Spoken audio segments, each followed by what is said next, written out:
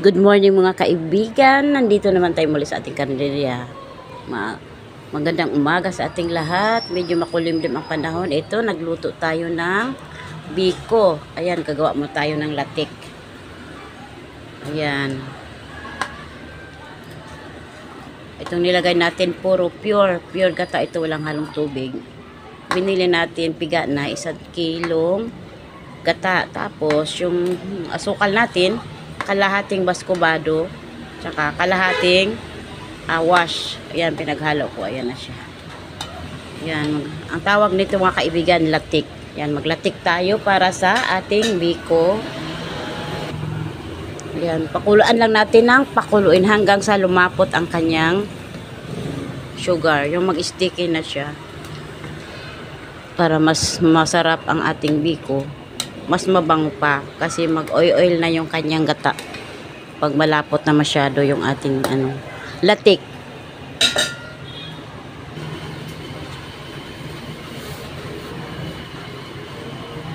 So eto na yung ating latik. Ayan na, nagtira-tira dulce na siya. So ilagay na natin yung ating sinaing na malagkit.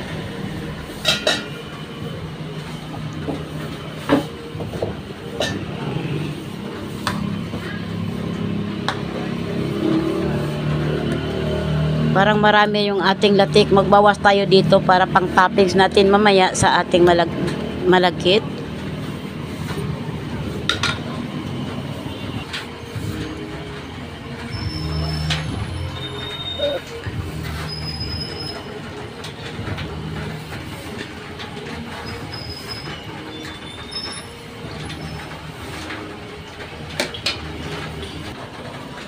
So ito na mga kaibigan, yung ating sinaing na malagkit. Ayan. Itong ating malagkit, ano to, 2 kilo. 2 kilo itong sinaing natin na malagkit. So ilagay na natin sa ating latik.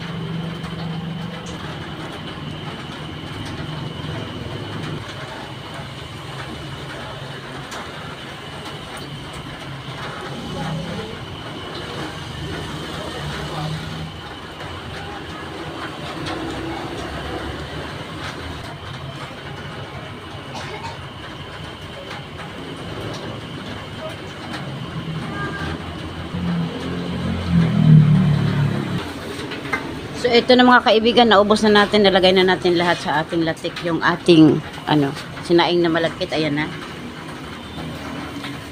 Haluan lang natin ng maigi.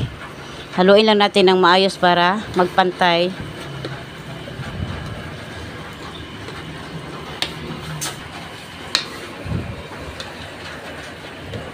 So ayan, malapit na ito, natuyo na.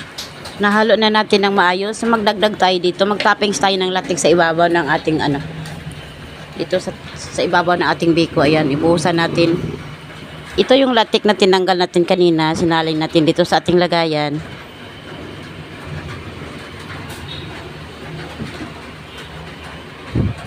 Tapos haluin.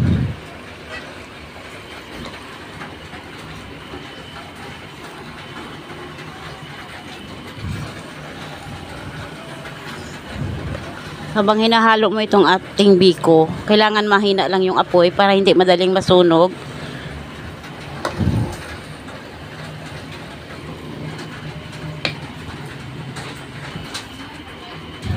So ito na yung ating biko mga kaibigan. Ayan, pantayin lang natin.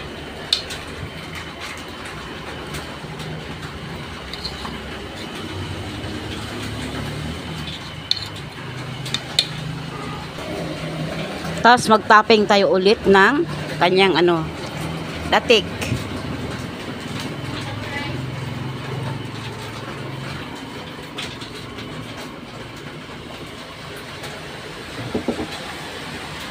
Kalat lang natin.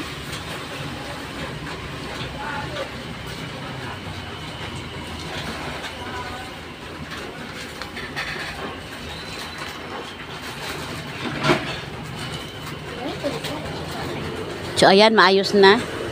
Takpan muna natin ito ng mga 5 minutes. So, ito, takpan natin. Antayin natin ng mga 5 minutes. So, tanggalin na natin siya dahil luto na.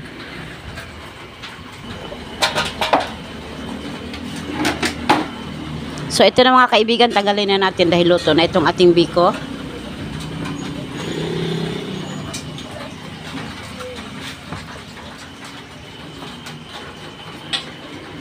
So, ang isa lang naman natin yung kanyang lunok. Gagawa tayo ng lunok.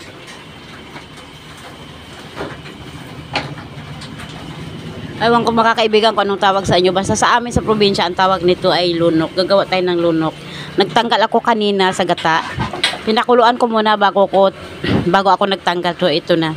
Buhos na natin.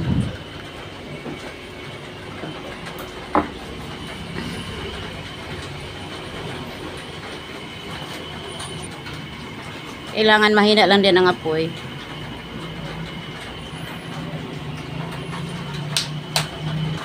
Pagkatapos mga kaibigan na ilang minuto, ganyan ang itsura niya. Oh. Ayan, kumukulo na siya.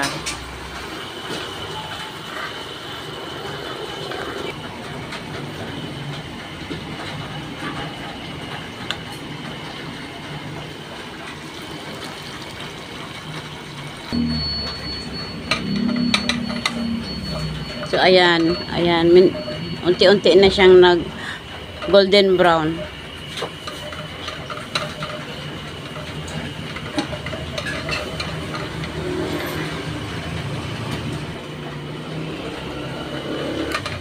So, ito na mga kaibigan, ito na yung ating lunok. Golden brown na siya. Ayan na. So, okay na siya. Patayin na nating apoy.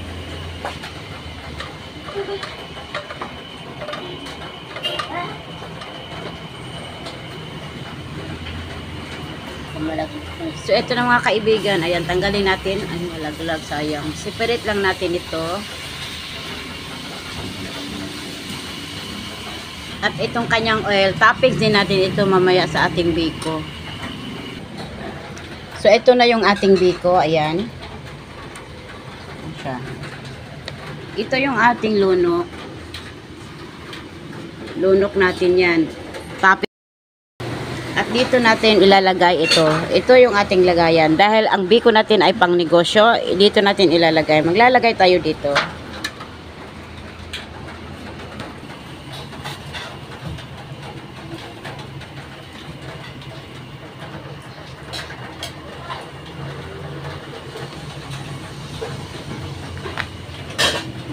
So, ito na, naglagay na tayo. Ayusin lang natin para presentable sa customer pag tingnan. So, ayan na mga kaibigan, nilagyan na natin ng toppings. Ayan o. Yung ating latik, at saka nilagyan din natin ng lunok.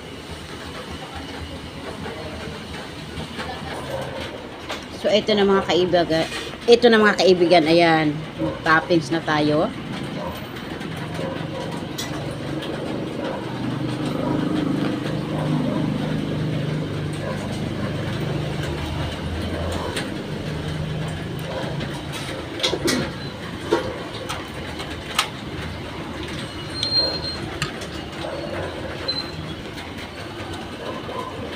Ayan, lalagyan natin ng lunok.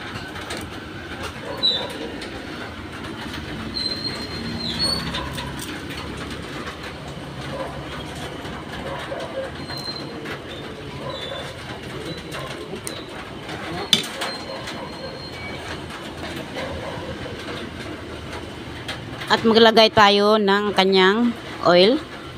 Yan ang nagpapabango sa ating biko para matagal siyang mapanis. Yan. Yan, lagyan natin lahat. Isa-isahin lang natin. So, ito na mga kaibigan, yung ating biko. Ayan na, oh. Bilangin na. 1, 2, 3, 4, 5, 6, 7, 8, 9, 10. Ilan ang nabenta nito? Ilang nabenta? 3? Tatlo? Tatlo, 9, 10, 11. 13 peraso mga kaibigan. Sa 2 kilo nakagawa tayo ng 13 peraso. So, ayan. Dalawa po. Go. Sa mga kaibigan, sa 2 kilo nakagawa tayo ng 13 peraso. So, ang una natin sa malagkit, 140, 70 ang kilo. So, ang asukal natin, 150. So, 140, 150. So, una natin dalawa, 290. So, nagbili tayo ng lagayan, 50. Bali, 340. Ang kuha natin doon sa ating biko. So, sa 30 piraso, sa tag 80, magkano ba yun? So, 10, 800. Tapos, 160. So, maka 1,000 plus tayo sa benta natin doon sa biko pag naubos. So, nabilhan na nga tayo ng 3. Tama mga kaibigan, hanggang tanghali, ubos na yan siya. So, kumita tayo ng mahigit 500. Sobrang kalahati yung kita natin doon. Sa 2 kilo ang ginawa natin ng biko. So, magandang araw sa ating lahat mga kaibigan.